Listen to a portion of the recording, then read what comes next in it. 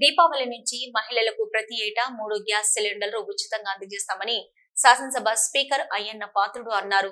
ఇది మంచి ప్రభుత్వం కార్యక్రమంలో భాగంగా శనివారం అనకాపల్లి జిల్లా గొలుగొండ మండలంలోని ఎల్లవరం గ్రామంలో జరిగిన కార్యక్రమంలో ఆయన పాల్గొన్నారు. గ్రామంలోని మహిళలు మంగళ హారతులతో ఆయనకు స్వాగతం పలికారు.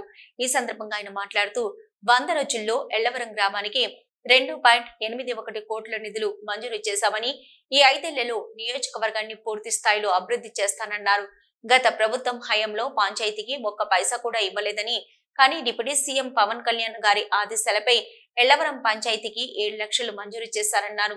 ఎల్లవరం గ్రామం ఎన్నికలలో నాకు అత్యధిక మెజార్టీ ఇచ్చింది. వారి రుణం తీర్చుకోవాల్సిన బాధ్యత నాది అన్నారు. కొత్త ప్రభుత్వం వచ్చిన తర్వాత ఏ కార్యక్రమం చేపట్టాలన్నా కొంత సమయం పడుతుంది. గత ప్రభుత్వం రాష్ట్రాన్ని దోచుకెళ్లి ఖజానా ఖాళీగా అప్పచెప్పిందని ఆయన ఆరోపించారు. నర్సీపట్నం దగ్గర నేను చంద్రబాబు గారు ఉన్నప్పుడు ఎన్టీ రామారావు గారి పేరు మీద హాస్పిటల్ దగ్గర అన్నా క్యాంటీన్ పెట్టాను. భోజనం 5 రూపాయలే. ఎందుకు పెట్టానంటే మన వాళ్ళంతా హాస్పిటల్కి వస్తారు, టౌన్లో భోజనం చేయాలంటే 100 రూపాయలు భోజనం. నర్సీపట్నంలో హోటల్కి వెళ్ళు 60 రూపాయలు తక్కువ లేదు. అంటే పేదవాళ్ళు ఇబ్బంది పెడతారని చెప్పి 5 రూపాయలకి భోజనం పెట్టాం. ఆ దుర్మార్గులు తీశారు. ఇప్పుడు మళ్ళీ మొన్న ఓపెన్ చేశాను. నేను ఉదయం టిఫిన్ ఉంటుంది, మధ్యాహ్నం భోజనం ఉంటుంది, రాత్రి భోజనం ఉంటుంది. భోజనం 5 రూపాయలే. టిఫిన్ ఎంత అండి? టిఫిన్ కూడా 5 రూపాయలే. 2 ఇడ్లీ ఏం పెడతారు? 2 ఇడ్లీ 2 పూరి 5 రూపాయలు.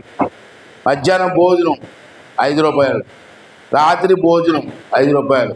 అది ఎందుకు పెట్టానంటే హాస్పిటల్కి వస్తారు రోగులు, అక్కడ లేట్ అవుద్ది అంటే పక్కనే ఆ క్యాంటీన్ ఉంటే బాగుంది పెట్టాను. అది కూడా మొన్నే ఓపెన్ చేసాం. ఆ రోజు మేము వస్తే 4,000 చేస్తా ఉన్నాం. అలాగే వికలాంగులకి 6,000 ఇస్తా ఉన్నాం.